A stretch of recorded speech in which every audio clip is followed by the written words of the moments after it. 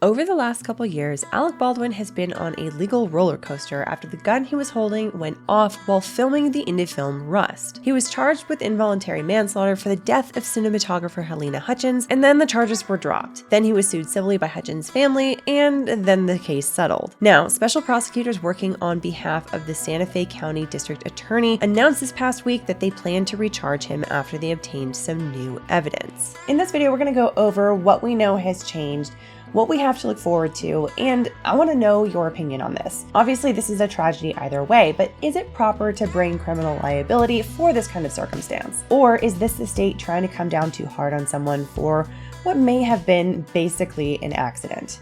Let's get into it. Okay, so it's been a minute since we went over this case on this channel, so just to make sure that we are all on the same page, let's do a hopefully super fast overview of what's happened so far.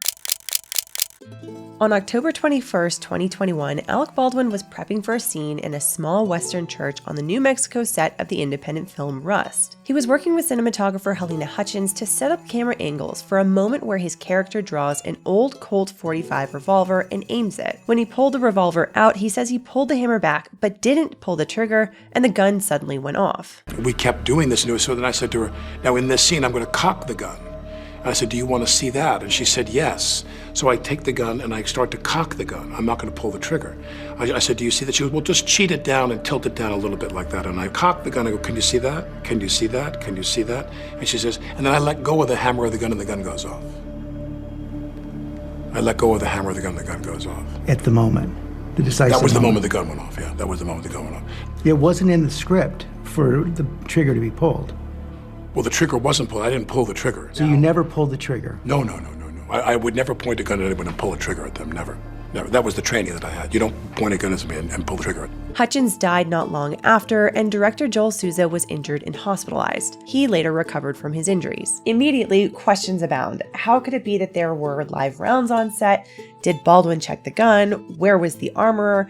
Where was there any sort of plexiglass barrier between Baldwin and Hutchins and Souza? What kind of safety protocols were even in place here? So it wasn't long before investigators got involved, and in January of this year, the state charged Baldwin alongside the film's armorer, Hannah Gutierrez-Reed, as well as the assistant director, David Hall. Hall pled guilty to his charges, but Gutierrez-Reed and Baldwin have been fighting their charges ever since. But problems arose, and we'll get into those problems in just a second. But first, I have to thank this video's sponsor. This video is sponsored by Love & Pies. Love & Pies is a free-to-download mobile game with the coziest fall vibes. It's one of those simple games that you can download to your phone for some easy relaxation at the end of the day, or as a perfect companion to a coffee break. You follow the journey of Amelia, whose mom has gone missing, leaving behind only a cafe left in ruins after a devastating fire. Along with Amelia, you complete tasks to get the cafe back up and running, and then you're off to solve the mystery of her missing mom. Along the way, you earn coins by baking items for customers. To fulfill the orders, you match like items until they're ready to sell. Then you accumulate coins and gems and other stuff that helps you move the game forward. And right now, there are also Halloween-themed games that make playing an even more festive and cozy experience. I downloaded this to try it out, and I have to say, it's actually become a really nice way to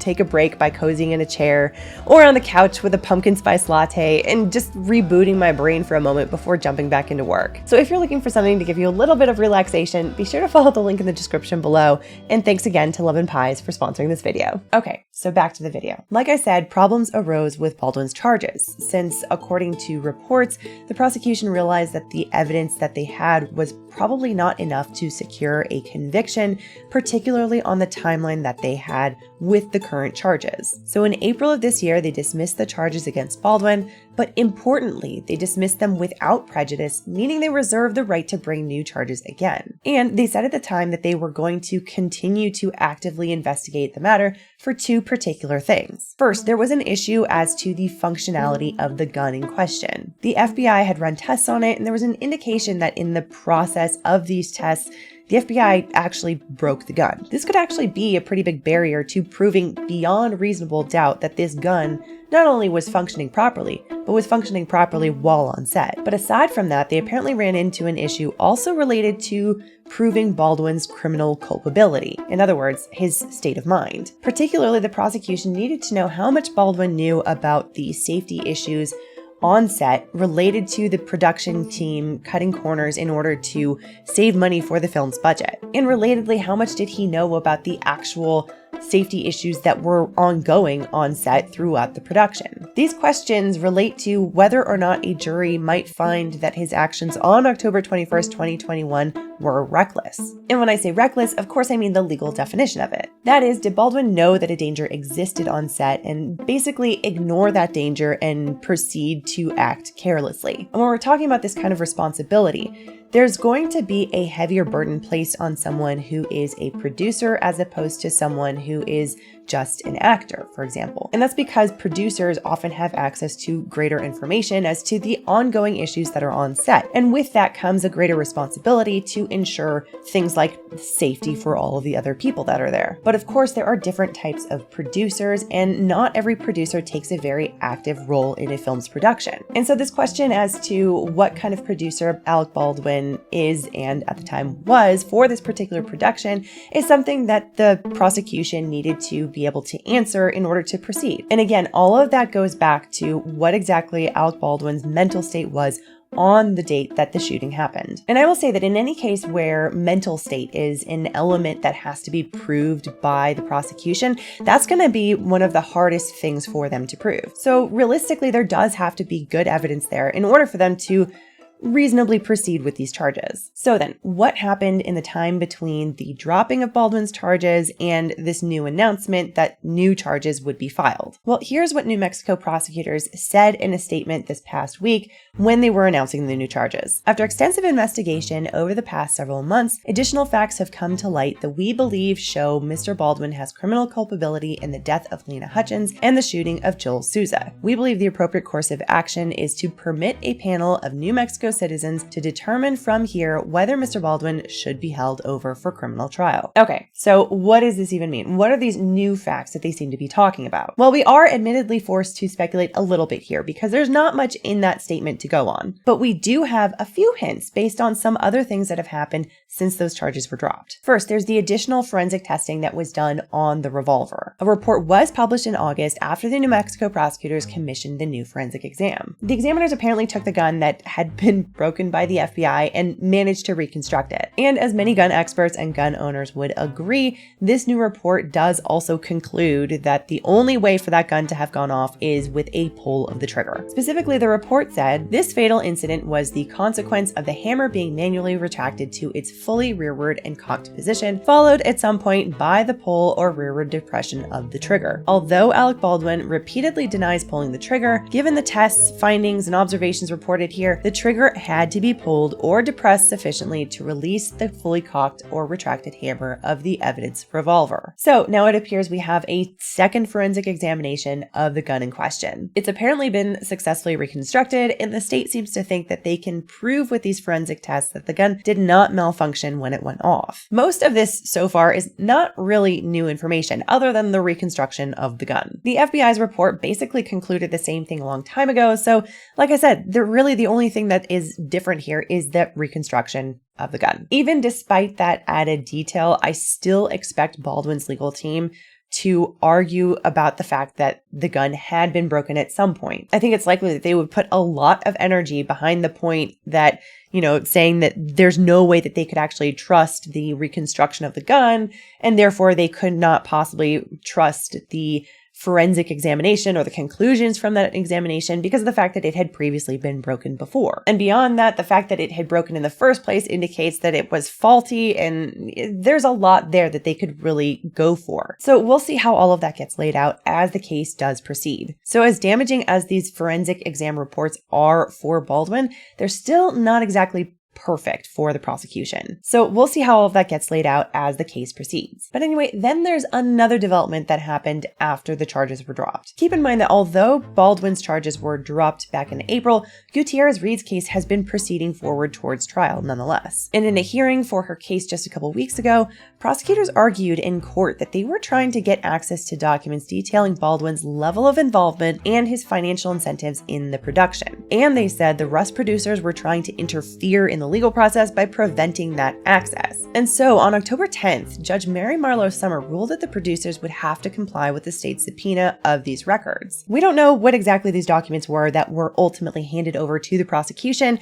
but we do know that they have something to do with Baldwin's level of involvement in the production and his financial incentives to it. And so it's believed that the documents that the prosecution finally got access to had something to do with how much he stood to profit from the film production, what his financial arrangements were related to the production, as well as how much he knew about the corners that were being cut on safety for the sake of the film's budget. And based on the statement that was just recently released by the New Mexico prosecutors, they were talking about these new facts. This, of course, seems to suggest that they now have information that they didn't have previously, and the timing of it coming about a week after this order by the judge to hand over these documents from the Rust production team seems somewhat relevant. And based on the language in that statement, it seems that the documents are enough to suggest that Baldwin now has criminal culpability that they can prove. Now, there is an aspect of this that is PR, of course. And so the new facts here might not end up being all that groundbreaking beyond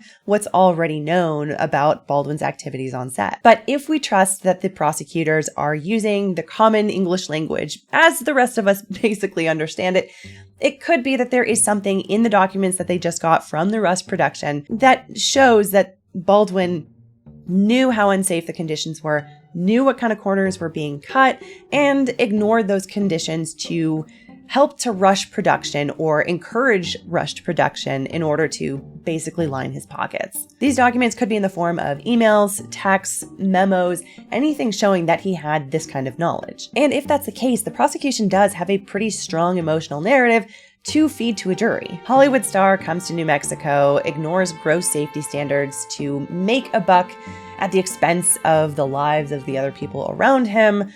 That's a tough narrative to go up against, honestly. Can Baldwin's team reframe it in some other way?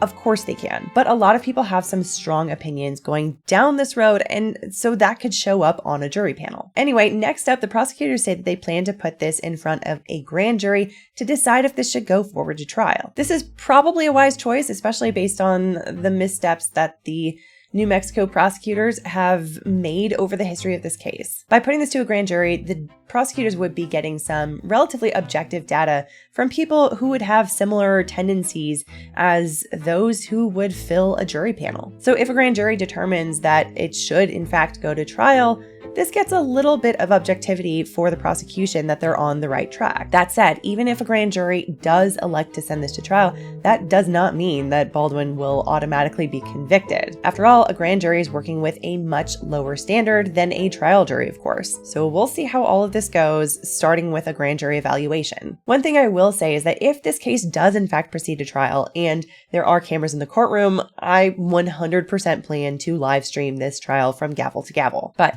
those are my thoughts. What do you think? Based on what you know, should this case proceed to trial, or should this case have died on the vine when the state prosecutors dismissed the charges earlier? Let us know in the comments down below. Otherwise, I hope you enjoyed this, or at least found it interesting or informative. And if you did, I would love it if you could hit the like button. It does help us with the YouTube algorithm gods. And if you're new here and you want to see more content like this, be sure to hit the subscribe button and the notification bell so you can find out when the next video is uploaded. See you in the next one.